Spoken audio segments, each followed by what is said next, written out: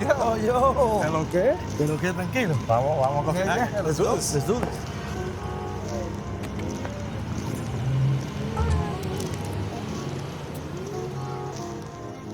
What's up, everybody? Welcome to season 2 of Spirit Talk here at Aftermath. I got our very first guest for this first episode, Ariel Suarez from Aldez Tequila. What's up, man? What's Thank up, you, man? Thank you very much for the invite, man. Congratulations on your season 2 and Thank you. the launch of Spirit Talk. Thank you. Yeah, I think we had to upgrade a little bit. This is great, man. I love it. Work out the kinks a little This bit. is awesome. Thank you for being the first guest. You know, you've been a very long time supporter, advocate for agave, Dominicans in the game, and I love it. Yes. So what's Aldez all about?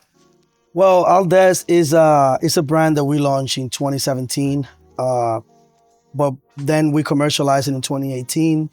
But we have a portfolio now, but this is one of the first brands that we launched into the market.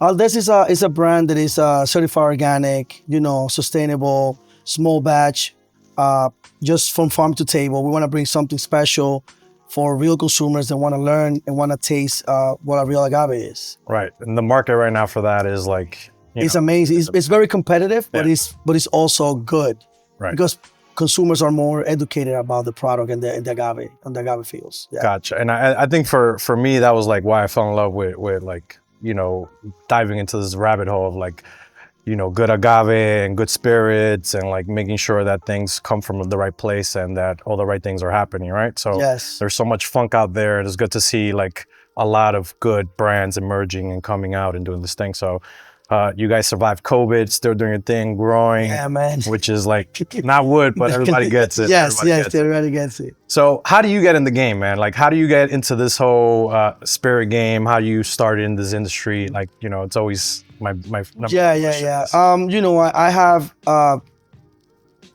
18 to 20 years experience when it comes to the hospitality. Okay. I started at a young age, but it was basically as a just a way to make some type of money. When you're young, you wanna work. I had a friend, and this is exactly how it happened.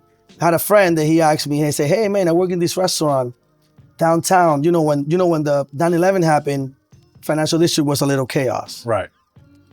5 years later, they started like building it up, and they started putting some restaurants. A friend of mine was working as a busboy in this restaurant, and he was like, "Hey man, I just work in this fancy steakhouse, and I make good money, man, just pouring water and taking dishes out." I love that. And I'm like, "For sure?" And he's like, "Yeah." So I'm like, I just went, and that's how I started. I started as a busboy in a steakhouse in Financial District, Harris. Hell yeah. Yeah, man. Okay. And then from there, I was busboy. I was a runner. Then I went. Then when I went to the bar, it was one of the bar back. I remember was sick. I didn't know anything about bars. But the bar back was sick, and the manager told me, "Hey, I need you behind the bar. I need you to be the bar back tonight." And I'm like, "I've never been there. I don't know what to do." He's like, "But I know I'm the only one that I can trust, so you have to go step in." And I'm like, "Say no more." So I went in, and since I started working as a bar back, I fell in love with the bar. And I was like, you know what? I want to be a bartender. Love that. But those times, it was not a lot of mixology. I'm telling you about like 2008, 2009. Yeah. It wasn't no mixology. Mixology was coming in. Right. It was building up. It was building up. Yeah. And then, I started for the old Manhattans and making old fashions and mojitos and, stuff like that. And then, that's how I started. I started until now. But when it became a thing, it was that group hired Sean Muldoon from the Dead Rabbit before he opened the Dead Rabbit. And I learned from him how to make cocktails. So he went there. Legendary stuff. So he went there to make it a program, and I met up with him, and he told me about what he's gonna do about the cocktails, and I'm like, cocktails? Like, he told me, what is a blood and sand, and started mentioning me all these cocktails, and I'm like, no, a Bucaré, a penicillin, and I'm like, what? I'm like, I was so interested, and I'm like, sounds like medicine. Medicine, yeah. And I'm like, you know what? Yeah, let's do it. And I started, following his lead, and yeah, the rest is history. Love that. I love that. Yeah, man. So what was the after all that happened, what was the place where you kind of actually developed all your like when the peak of the cocktail, the mixology stuff was happening, what was the place that you were like, man, you expanded your brain and you started doing all these drinks and like just really diving into that world? Yeah, man. Bathtub Gin is my home. You know, I was there for so long, and that's what I developed. And I became a bartender, and I learned about, you know, more of the industry. I met the bartenders. But remember, back in the days, like, I'm talking to you about 2009, 2010. There was not a lot of Spanish bartenders, like Hispanics. You know, it wasn't a thing. We were like the guys behind the bar. Right. You know, like we were the soldiers. And before Bathtub Gin, we opened in a little bar called the Blue Room right above Harry's. The owners had a bar and said, "Hey guys, we have this space. Do something over there." So Sean was like, "You know, I'm gonna go, but I need one favor. I want to take him out. I want to take him with me." I was already downstairs, and I said, "You know, I want to go with this guy and I want to learn." Right. So he made a menu, like 12 cocktails. In 2 weeks, we had that bar set up. It was a menu. You know, we bring some ice, we did some little decoration. Ready to go. Ready to go. It's no servers, nothing. He was the the host, the maitre d', let's put it like that. And I was just making drinks, One man running, everything, serving, charging, everything, man. So that's when I became more like experienced. And then when I left there and I started with Bathtub, I started, you know, in the opening team, because also Sean was helped the opening of Bathtub Gin with Jack McGarry. So I had the pleasure to work with Jack for a year in Bathtub Gin, and since then until I left, it's home. It's home. I love that. It's home, yeah. Yeah, I think that's where you earn your stripes. You did your thing. Yes, I started all the whole thing about making cocktails and learn about the industry. You know, I met the people, and then I think one of the most important part is like meeting the people, right? Is like, I think, you know, you say your story and I kind of relate to like just working with people in the industry and learning from like so many different hands and so many different like people you meet across it, like from the little technique here to a way to do this, or just if you're in the sticks and you know you need some help with this.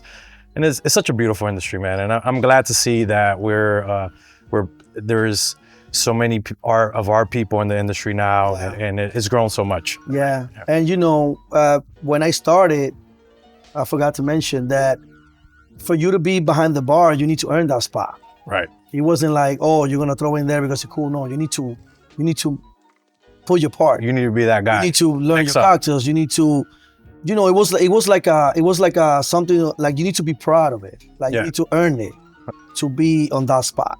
It was kind of like, damn, I want to be behind the bar. Like, oh, you need to get it. You need to, like, you know, it was competitive. Yes. Yeah. You know, and that's how, you know, I became very in love with the bar, because you know, when I earned my spot, I'm like, I want to absorb, I want to learn anything from talking to a customer to develop a good drink. Right. To be more aware, be engaged with my coworkers, with everybody, you know, like make the whole thing special and the most professional you can be, you know? You make so many impacts. There was, I forgot, I haven't mentioned it to you, but there's a guest that lives on top of the bar here who used to go to Bathtub Gin. Oh. And he's like, he walked in a few days later, he's like, hey, was that Ariel here? I think he saw you and you were leaving or something. And he's like, yo, he was the best behind the bar. And he was, you know, it's crazy small world. He lives upstairs, so shout out to him. Shout out to him, yeah. Thank you. His name, but you know, we'll figure that out. That's awesome. But that's a long impact, you know, you haven't been behind that bar in so long, and he just saw you and he remembered you. And, you know, it's one of those experiences, which is dope. I spent 9 years behind the bar. Holy smokes. And I was, you know, I developed every single cocktail menu that we had. I saw a lot of people coming in and out, but you know, that's why a lot of people still remember me, because it's like I was there since the beginning, you know, and we created a huge impact when it comes with the cocktails and volume and atmosphere.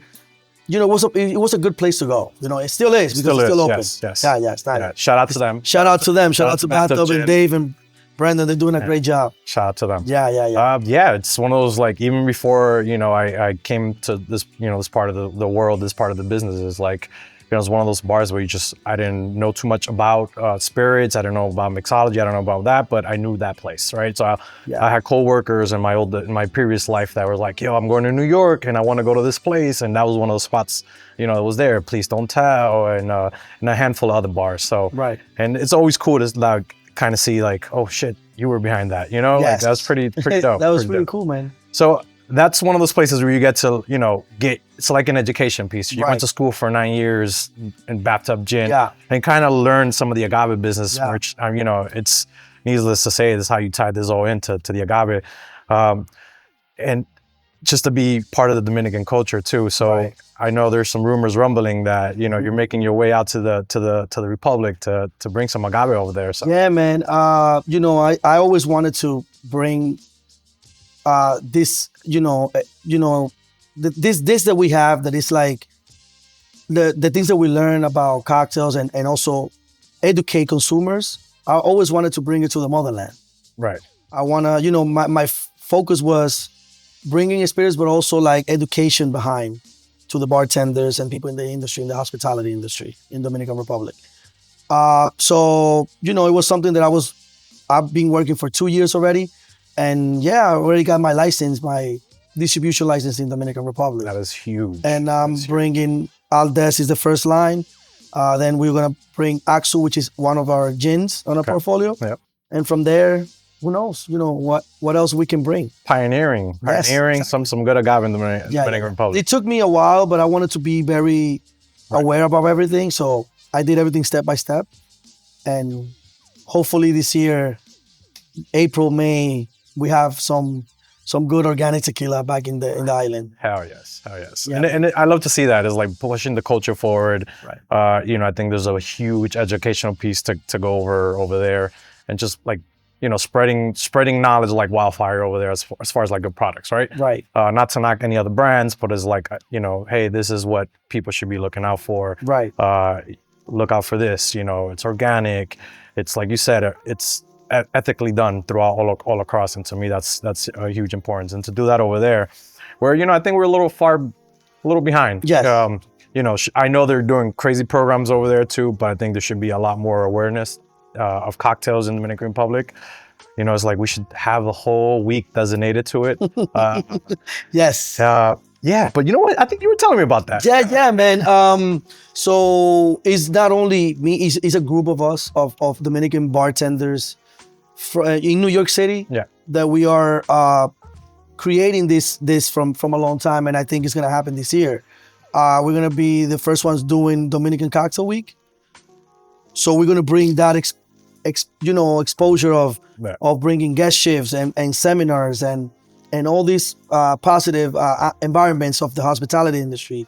We can bring it and teach them over there, and we're really excited about it. And hopefully October will be the month for us to launch the first Dominican Cocktail Week. I love that. In Santo Domingo. I love that. To me, is like, you know, you look at all these other places, Puerto Rico, shout out to Puerto Rico. Shout out to them. Yeah, absolutely. Yeah. All the bars in Puerto Rico do tremendous things. It's like all the resources they have as far as like making drinks and like just being in the island, it just creates a different vibe to it. I think Dominican Republic is one of those places where, you know, it has an ability to grow and do the same and do something the same, right? So I'm looking forward to that. You know, just I just go crazy thinking about the resources and like, you know, all the fresh ingredients. Yes, I was gonna say that. Man, I had this wild idea for a little bit to go expand over there and create, and just have like this huge backyard where I grow all the stuff that I'm making your drinks in, right? So, you know, I think that's a huge thing. Can you shed a little bit more light on this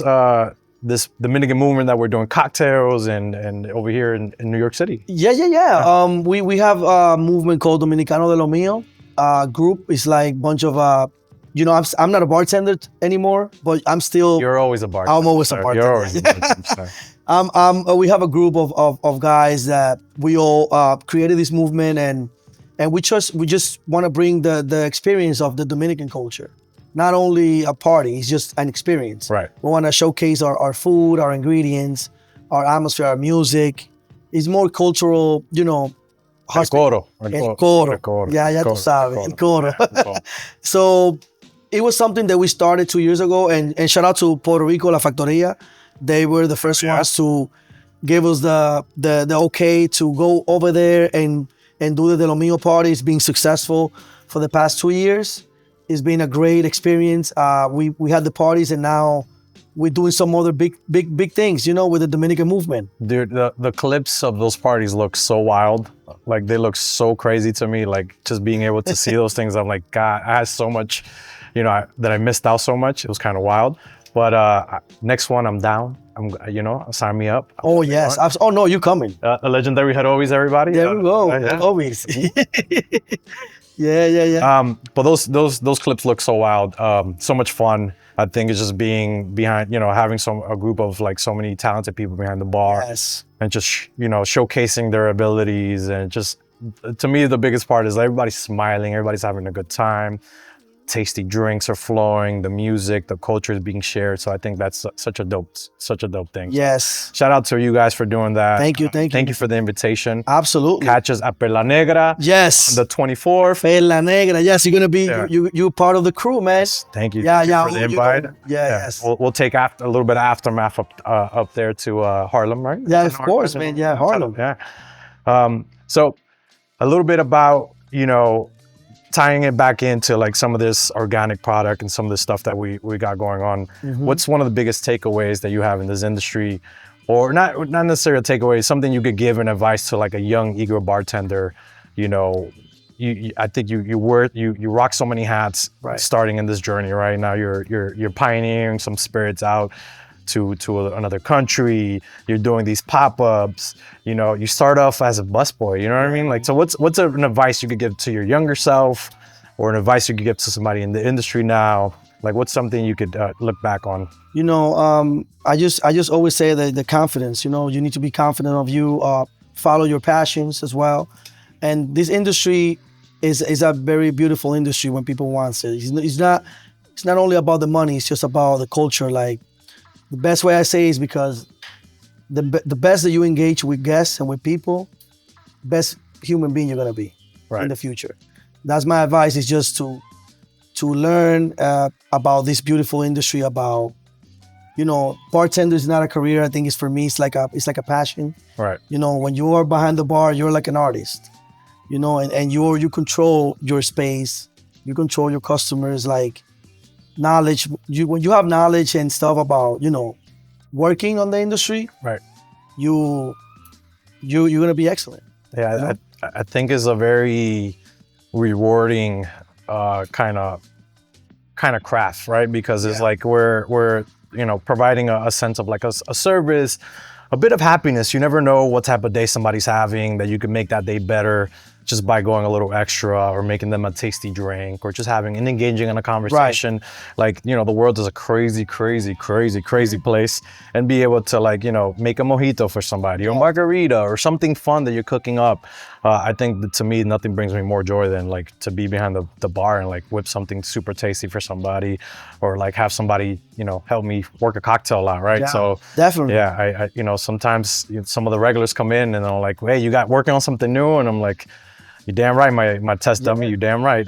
We always like try new drinks and like explore and stuff like that. So right. I think that's a very, just have fun with it. Yeah, have fun with it. Yeah. And also, I think the bartender is like, it's like everybody's best friend. Right.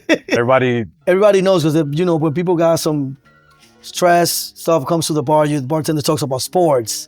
We want to talk about, politics and stuff. Like, I think the bartender is not only a bartender. I think it's like your best friend. Right. It's definitely a second home. It's like a second home. Yeah. A little family, like a little family. Vin Diesel style family, just a little bit. Yes. It's awesome. So, all the positive and all the longevity that you have in all this, what's some of the obstacles as being, Dominicano, part of this industry? Anything, some of the ugliness behind this program, behind some of these programs, or some challenges or bumps on the road that some can relate to? Anything that you have in your own experience? Well, when I was starting in the industry, when I started working as a barback, that I want to move on. Like it was a lot of obstacles because before, like I said, like I told you before, it was not a lot of Hispanic. And don't get me wrong, I don't want to bring like anything Right. wrong, but it was something that was happening. Right. It wasn't a lot of Latinos behind the bar as the bartenders, and that was some of the obstacles that we got. That I got in my time. Right now, you don't see it anymore. But before, it was a little bit Challenges. to make it up to the ladder. Sometimes. That's why you need to, like I said, you need to earn the spot. You need to be above the level, because for you to be there, you need to be a good one. Yeah, I got you. If you don't meet the standards of the owners, Got it. Yeah, I think like everything, like there's a big pioneering process where Yes. people had to go through it, and like I hear some of the stories, not only your own, but like people that have been in the game for a long time and has been doing, moving mountains to get where they're at, which is like, hats off to you guys. Only been doing this for a few years, but you guys, decades doing this stuff. So yeah. that's tremendous. And to be able to have some of those obstacles and overcome them is big milestone for you guys. Right. So, you've been in the game long enough, and I think like all of us, we go through our phases of like, I had a clarifying drink phase, or I clarified everything. Some that didn't need to get clarified. I was clarifying habichuela con dulce to make an old fashioned. Wow, that's great. No, does not need to be done. No? You don't need to, it's a pale bomb ready Pale bomb. ready to happen. Some people love it, but I put my hat down for that one. I'm not doing That's it. good, man. That's you're doing some research, you're doing some cool stuff. A little too much sometimes. So, but I got to the point where like, I think I like some of the simplicity stuff, right? So like, what's your cocktail of choice? Perfect day, if you're gonna go out somewhere, not us included, where you're gonna go out, have a drink in the city or in the boroughs, like what's your drink of choice? Like where you're gonna have some of the best time to have a blast out there? Well, a drink, my choice, a summertime, for example, like It's just all over. all like, over. Yeah. I'm an old-fashioned guy. Okay. I like old fashions. Okay. I think, before I used to drink a lot of whiskey. Now, because I represent tequila and I learned so much, and now I like tequila, I switch into the tequila old fashioned. Okay. But I'm always been an old fashioned guy. Gotcha. I think that's the drink that is, a couple of bitters, a little bit of sweetener, stir a little bit, simple, easy. You can. That's a great drink to start and end. Got it. A day. Got it. Okay. And where at? You have a favorite spot or A favorite spot that I not to put you on. Yeah, you know what? One of your favorite spots, not your favorite spot of all times. One of your favorite spots. One of Perfect summer day, perfect spring day. It's besides like, Aftermath. Besides us. I will say Ariel Shares. Okay. It's a good cocktail bar. I really like the cocktails are very consistent. But I have few places that I go. He loves everybody. I love everybody. Yeah. But it's when it comes to that, I think it's they've been there for a decade, Right, more than a right. decade. Yeah. And they're being consistent, and it's a good place. Love it. Yeah. Excellent. I leave the hard questions for last sometimes. You know what I'm saying? All right. Maybe an easier one. Best meal. We're gonna end the best meal, best bang for your buck, or just something it's clutch. You've been eating it for years.